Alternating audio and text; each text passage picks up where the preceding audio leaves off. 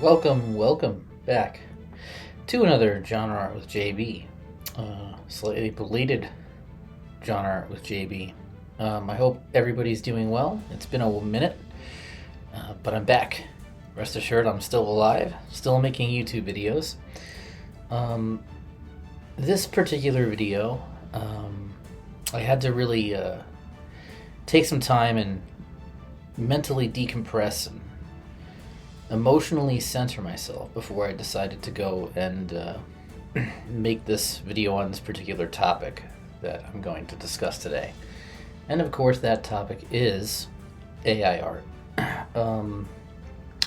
Those of you who do follow me on social media know my thoughts on AI art. I am not a fan, and I've gotten quite emotional on on my Facebook and to a degree on my Instagram, and I sort of wanted to give myself some space, some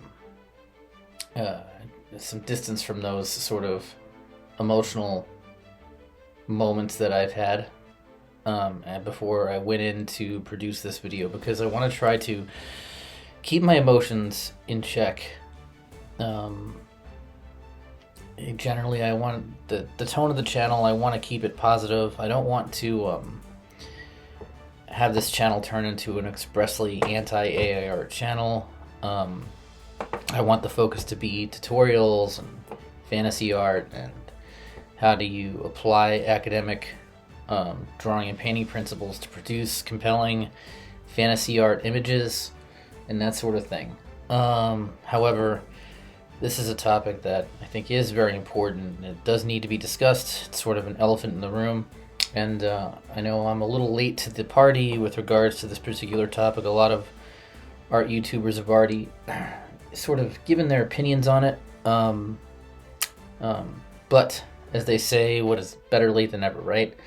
I think it was important for me to sort of digest what was happening, process what was happening, separate myself from those emotional moments early on in the last beginning several weeks ago, when a lot of the AI art, a lot of the discussions around AI art came to a head. And incidentally, the reason that everybody's talking about AI art now is because you've had several high-profile websites come out and be sort of wishy-washy on their policy regarding AI art. It's come out, the methodology behind how these algorithms, which essentially are complicated art theft algorithms, use art data sets, has sort of come to light, and YouTubers that are way more knowledgeable on the subject than myself and have spent a lot more time researching this have already sort of outlined how that happens.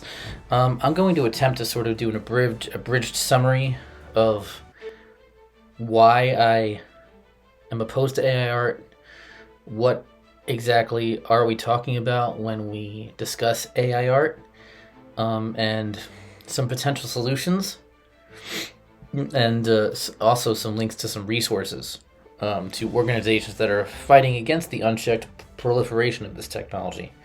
Firstly, I want to push back on a few of the criticisms from, the tech bros out there that have basically gone all in on this AI art thing, and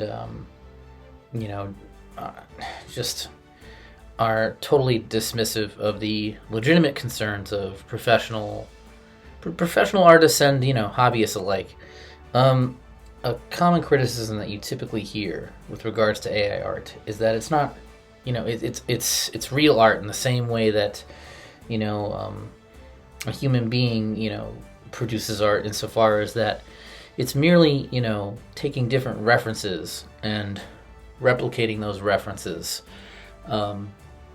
or copying directly from references in the same way a human might copy directly from a photograph or a series of photographs. And that's simply not true, and we'll get into that. But moreover, I think this does depend on how you define art itself. to me, art entails human consciousness, or at the very least, some sort of sentient consciousness being on either end of the communication. And art, at the end of the day, as I see it, and bear in mind this is just my opinion, but my definition of art would be a method of communication, either auditory, visual, or 3D, in which there is a consciousness on both ends of that communication, and an idea is being communicated in some way, shape, or form. The main theme being that there needs to be two sentient consciousnesses on both ends of that communication. And the reality is that the term AIArt, as we're discussing it with regards to the technology that's being proliferated by Midjourney and a few other machine learning companies, isn't actually AI. It's not artificial intelligence as we understand it. It's essentially an algorithm that uses math to look at patterns and get an average of patterns, and find the patterns that most accurately represent that average in art that is in data sets, and replicate that one-to-one. That isn't driven by a consciousness per se. It's driven by what is, again, essentially a complicated art theft algorithm, right? So it's not seeing.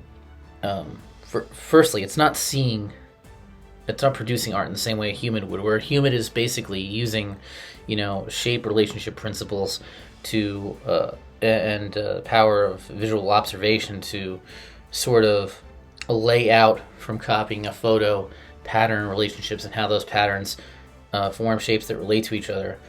It's basically using math. It's using numbers, and it's measuring things out, verbatim. It would be, again, for example, this drawing I'm doing right here, this painting I'm doing of Aragorn, Legolas, and Gimli. Yeah, I'm using photo reference for it, but, I'm not breaking out the tape measure, and measuring.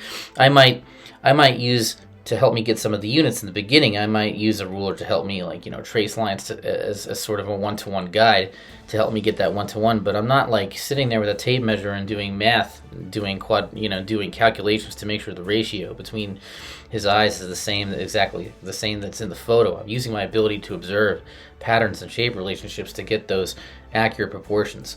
So that's the main difference between how AI sees images and how humans see, right? It's a completely different thing. It's apples and oranges. And then secondly, when you have this algorithm that is essentially doing 90% of the work, 99% of the work, I'd argue, at that point, the algorithm is in the driver's seat, not the human being. And essentially, there is no consciousness there, as we've just detailed with these algorithms. The human isn't dictating the terms of the image. The algorithm is. The human is merely assisting the algorithm in an extremely superficial and sort of non-labor intensive way.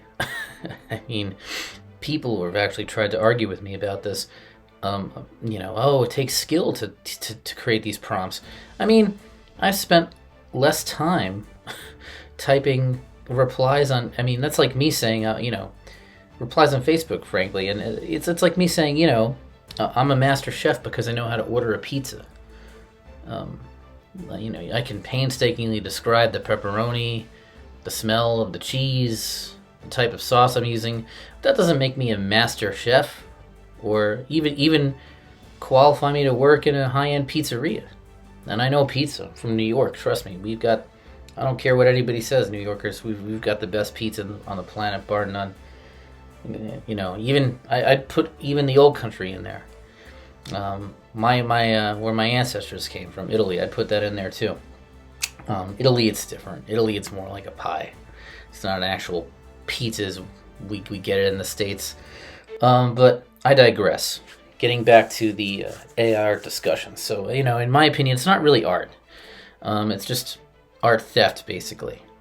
The other issue is that the art that's in these data sets, and other people such as Steven Zapata, I'll put a link to his YouTube channel in the cards, and have already gone over specific data sets, namely a particular data set, Lion 5B, I believe it's called, that is using art that that the artists themselves did not consent to be included in this data set. There's millions, I think, dare I say, even tens of millions of copyrighted images within these data sets, and the scale is so enormous. And you need to have these algorithms have any sort of broader commercial appeal. You need to use art that's already proven to be commercially viable, which means you need to mine from basically professional copyrighted art. If these algorithms were just using public domain data sets, they wouldn't be doing nearly the level of they wouldn't be hitting nearly the level of quality that they are hitting. And even with using these copyrighted, underhandedly, I would say, in my opinion, illegally using these copyrighted data sets, they're still not quite getting it. I mean, you still have such atrocious looking hands on all these images. I mean, it's floored me.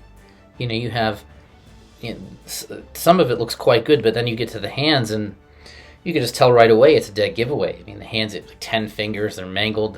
These algorithms cannot get hands. And what's great is, because the people that are prompt creating these things can't actually draw, they have no recourse. They just have to put it out there and hope people don't notice the hands, right? I'm thinking of one, it was in particular, Indiana Jones and the Afternoon Nap was the name of the image. And I'll agree, I'm not going to lie, there was a certain level of, especially in the face, it was actually one of the better AI images that I saw, but then you look down at the hands and it's like, come on.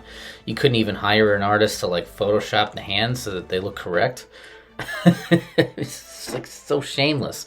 And I don't think that person was he probably wasn't trying to make money off it. It was probably someone just having fun. But the point being is that, even though it might appear innocent, and maybe the person is well-meaning, they might not realize, hey, the reason you're able to prompt create something like this is because it's mining essentially stolen art, copyrighted art.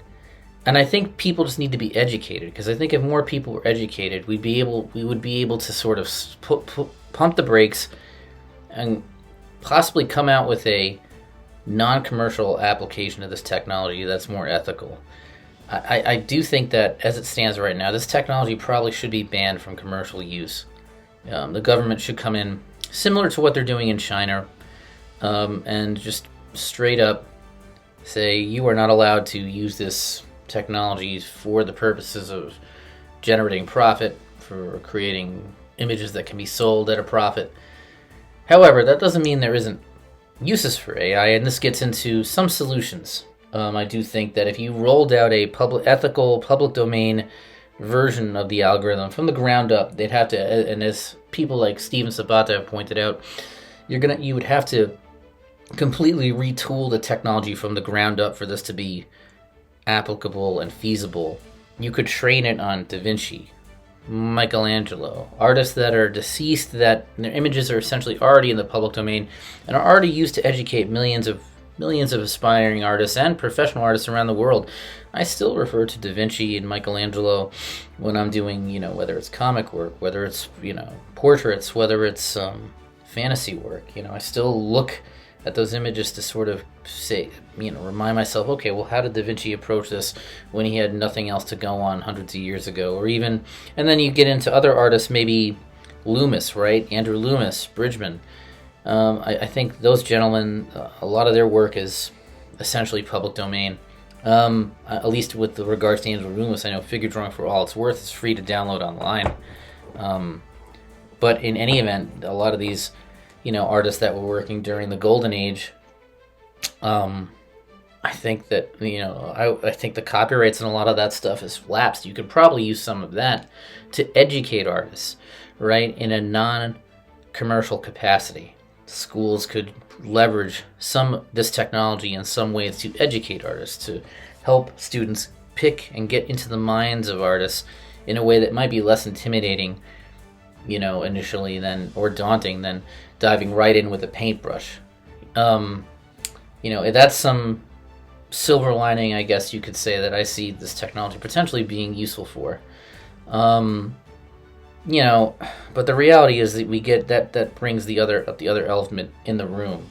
Besides the fact that it isn't really art, that this is like built off of stolen copyrighted art, the third, problem with this technology is the labor rights issues. I mean, and typically you get a lot of the when you bring up these issues, these worker related issues, the fact that this technology could destroy entire industries overnight, you get a lot of people that essentially will wish cast those concerns away or hand wave them away by just saying, oh, well, you just have to learn how to adapt, right? You have to learn. Basically, it's the learn to code retort. Oh, you're just a Luddite. You don't want to adapt to the changing times. You're just anti-progress.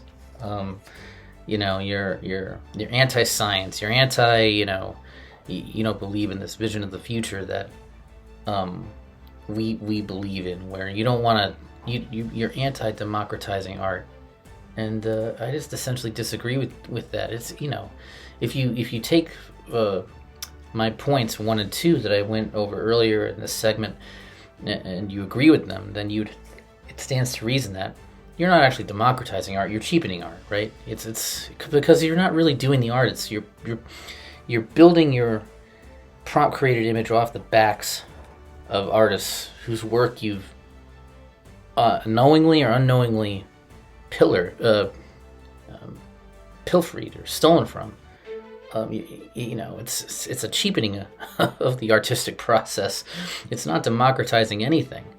And then secondly, this will destroy a lot of jobs. And as a teacher, as an educator, I could tell you that I've had students that are, maybe work in marketing or work in, sort of entry level, marketing jobs where they do deal with work in a somewhat of a graphic design capacity, and they have to deal in imagery. And rather than hire an illustrator or have someone design said image, their bosses are telling them to go on Midjourney and just create something, right? And I've had one student actually tell me this. And so it's already happening. You're already starting to see some of this technology creep into the workplace in such a way where it is potentially already having an adverse effect on workers. You've had people, enter their art into competitions as trying to pass it off as something they've done. You've had people try to I think there was one lady who tried to copyright an AI generated comic book. I mean, come on. And the U.S. Copyright Office, which has its own issues, but eventually saw the light, thank God, and reversed an atrocious decision where they had initially granted a copyright to this lady, and then they finally, I guess, either got wind of the backlash or thought about it again, or reassessed the the sort of validity of such a copyright when the person's using this machine learning technology, and decided, no, this actually isn't. You're not able to copyright this under the law, and I thank God for that.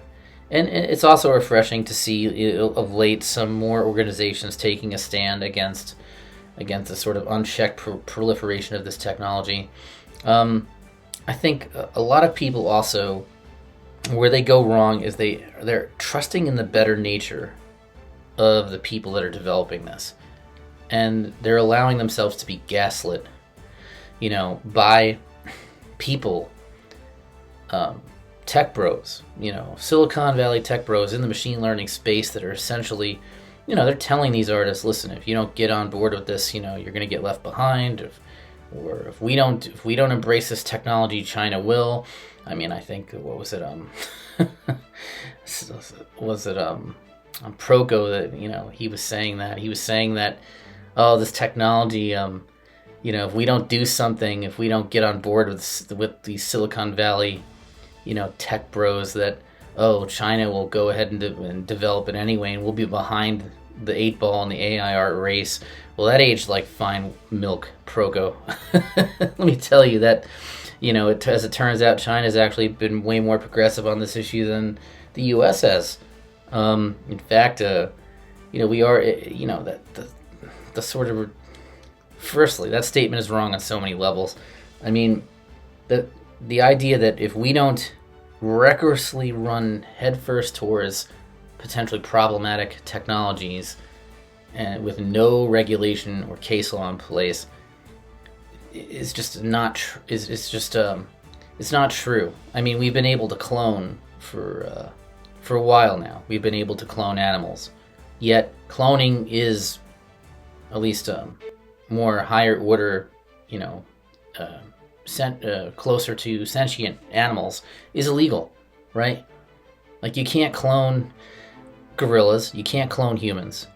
We have the potential technology to do so, but it's outlawed. And it's not just outlawed in the US, it's outlawed at large in the international community. So the idea that, you know, oh, if we don't do this, China will, or it's just been proven wrong. I mean, it's a very cynical view of human nature too, and I just couldn't believe that's such a weak sauce argument. But I know I'm rambling a little bit, but I'm just trying to, you know, I'm trying to be as concise as possible. This is sort of off the cuff. You know, it's a video I thought about making, but I didn't have a script planned or anything. But in any event, you know, we need to develop case law. And the solutions basically are, you know, we need to fight this thing tooth and nail in the courts. We need to organize. We need to let our displeasure be known. You know, the recent ArtStation protest was a great example, I think, of, you know, making waves and forcing, for better or worse, the company, the website to respond, right? If their front page looks like garbage, they're going to have to come out and do something to get ahead of it. I mean, ArtStation at the end of the day and DeviantArt 2 kind of were sort of disappointing with their response, but they did inch closer in at least virtue signal in a positive direction, even if the reality is that AIArt will still pretty much be allowed on their platforms. The other good thing, though, about those protests is I think other companies are starting to take notice. You have the Society of Illustrators, a great organization in New York. You know, I interned there when I was at Pratt. They've come out and basically said we're not allowing AIArt to be entered into any of our competitions, which is huge, huge news. The Society of Illustrators is a huge player. I mean, I've been to a few of their parties back in the day. They've had everybody from tour books there to you name it. And you've got guys like Greg Manchess and James Gurney who are members of the society. They've had the Spectrum show there, the Der Spiegel show there. I've hung those shows. I mean, and you're talking like the elite of illustration, not just in the United States, but around the world. You know, these world-renowned artists that are a part of the society. And you have an organization like that taking a stand, that does mean something. It says something. You have other art portfolio sites that are banning the use of AIArt on their sites. I think that's a great thing. Facebook groups are sort of independently deciding, hey, this is not a good thing. And again, you know, it's not about being anti-progress. I'm not anti-progress. It's more about we need to develop this technology within ethical systems. And right now, the problem mainly is those ethical systems don't really exist. We need to create them through case law and fighting the good fight in the courts and on the ground by organizing. And on that note, there is a organization, the Concept Art Association. They're running a Kickstarter right now to raise money to do that, to agitate against the unchecked proliferation of this technology by going to Washington. And I'll put a link to that Kickstarter in the chat, or not in the chat, but in the cards as well. But I wanted to get this out and sort of, you know, again, I don't want to go super negative. I want the general tone of this channel to stay positive. And frankly, I might lose subscribers because I'm kind of coming out strong against this stuff, and I probably have a few people on my subscribed list that are fans of AIArt, and they might get mad and unsubscribe. But if that's the case, you know, if this does tank my channel, so be it. I mean, I think that this issue is more important than a YouTube channel or, you know, any sort of petty thing that could benefit me as an individual. I think this is something that collectively artists, you know, need to have courage, moral courage on, and stand together on in solidarity, because this affects every one of us. It affects every one of us, from the guy who's working at DC Comics, and I know people who work at DC Comics who definitely would be affected by this. A very close friend of mine in particular worked there for 6 years, and he's expressed the same concerns about this technology as myself. It affects him. It also affects the students coming up who haven't even gotten in the industry yet. It affects people like me who were sort of just chugging along, doing their own thing, selling, doing shows and selling fantasy art at shows. And I mean, as an educator, I try to bring this issue to the attention of my students as well, but being that I do have a channel with a limited amount of reach, granted, I only have 316 subscribers, but hey, it's those three. If I can sway some of those 316 people, right, that are subscribed to me, to sort of take a second look at this stuff and say, hey, wait a minute, we need to be smarter about how we roll this out. We need to make sure this is done ethically. Then I think that I've done my part. And I just, we need to remember that our art it's one of those things that's so unique to humans and humanity. It's one of the things that makes us unique in the animal kingdom, is the ability to create images, pictures, art, philosophy, music, math, science. These are uniquely human inventions.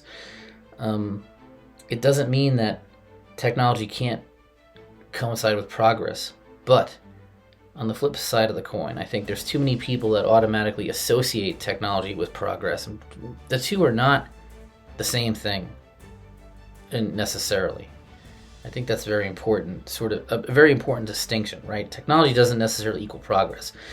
I mean, there's a show out. I don't know how many people are into the show Yellowstone, but there is a show out, a prequel, 1923, to Yellowstone, and it deals with the Old West, and there's a great conversation in the latest episode of that show in which there's a guy trying to sell electric appliances to these cowboys. And the one cowboy, you can see he's trying to work through it in his head, but he kind of tells the guy, listen, well, if we buy this fridge, and then we have to buy the electricity from you, wouldn't we just be working for you instead of working for ourselves? Wouldn't we just have to work harder to pay for all this new stuff? And he kind of has a point. You know what I mean? I told my wife that. I said, this guy kind of has a point. But the funny thing is, he wasn't coming at it from an ideological point of view. He was just he's just a cowboy. He's just kind of working it out loud. And he's thinking out loud, essentially, having a meta debate with this appliance salesman. I thought it was a brilliant scene. But yeah, those are my thoughts on AIArt. I'll put the links to the resources, Concept Art Association, Steven Zapata's channel, in the chat below. And I hope you guys found this video sort of insightful, and maybe I've swayed some people, hopefully. Again, I know I don't have a crazy huge reach, but I do have some reach, right? More reach than a person who doesn't have any channel.